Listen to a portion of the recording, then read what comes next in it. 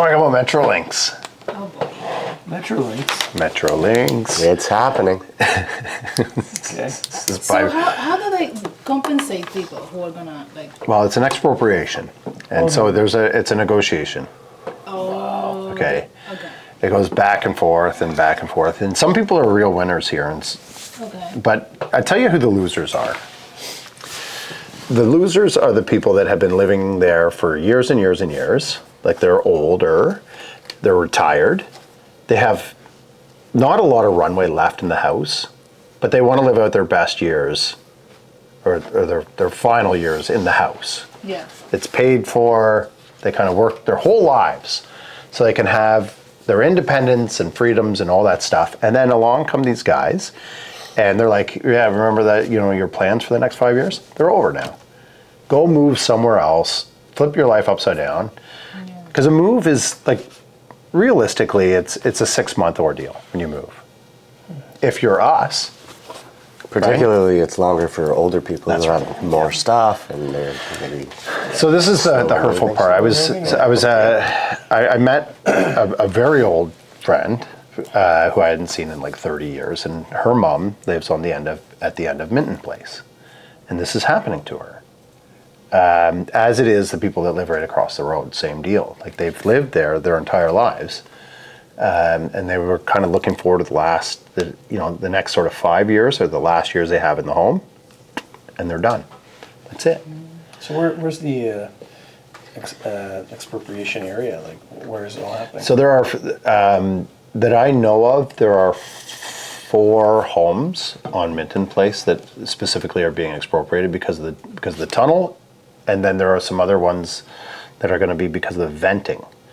So as it turns out, when a train comes into a tunnel, that air hole has to go somewhere. Yeah. And so there are some vents that are going to have to go in also along that Minton Place sort of area.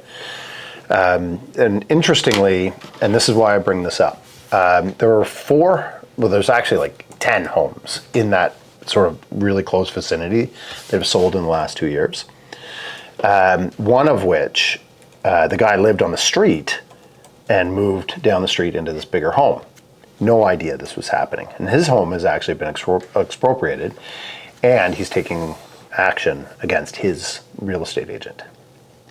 Oh, wow. Right. Because they knew this was happening? Or? This is a really important thing I think that we all have to know as real estate agents, okay? The rule is, and as it's written, when it comes to stuff like this, is known or ought to have known, right?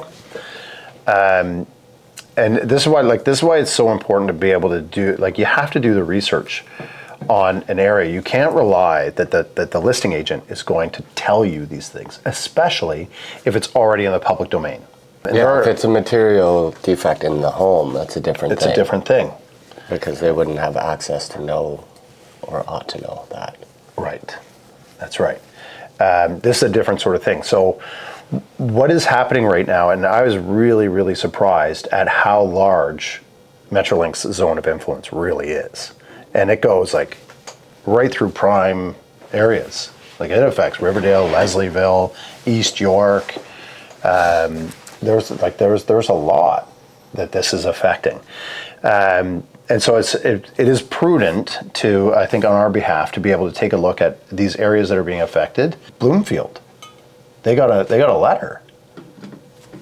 How would it, because I know in that area, they're just extending the tracks, right? Right. It's going to use the already existing tracks? What's happening is that, yes, they are, but they're going to, they do have to widen it. Yeah. There are more trains going through there. There's going to be double tracks instead of single, or quadruple instead of double, whatever it is. Yeah. But what they're making homeowners sign off on. Have you received one of these? No. We're okay. Just outside. Yeah. Metrolinx is basically saying to every homeowner, any noise, vibration, construction, anything that we do, you can't say anything about it. We have carte blanche to do pretty much whatever we want, no matter how much of a disruption it may be to you and your neighbors. And this zone is big. So I think it's prudent that we do pull this information and collectively all of us know where these zones are. If you're buying or selling in that area, you should know as the agent what's going on. It's something that you need to ask the other agent is like, have these people received a notice?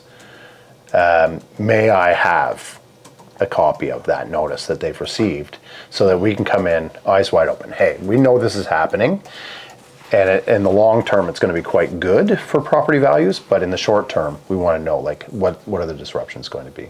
I think it's interesting because it's not just the properties, but Metrolinx is going to do a lot of construction at Pape School. So people who are moving into the area don't know that, and people who are moving into this prime Riverdale move there for the schools. And now you have an influx of people trying to shift their kids from Pape to Withrow. Interesting. Yeah, because their field is going to be destroyed during this construction. Interesting. Is that like is it a underground service area or something? Yeah, they have to dig and put stuff underground. Right. Yeah, it affects their entire field. And so people moving into this neighborhood, if you don't know that, and now you find out, I moved here for my kid to be in this Pape district and in this area, and they're not going to have a field. How would you feel? It's a concrete field, but it is still a play area, and those kids use that area very, very well. Yeah. Anyway, sort of like a little bit of a heads up on that, and so what we'll do is we'll pull that information and send it to everybody here just so that we have it.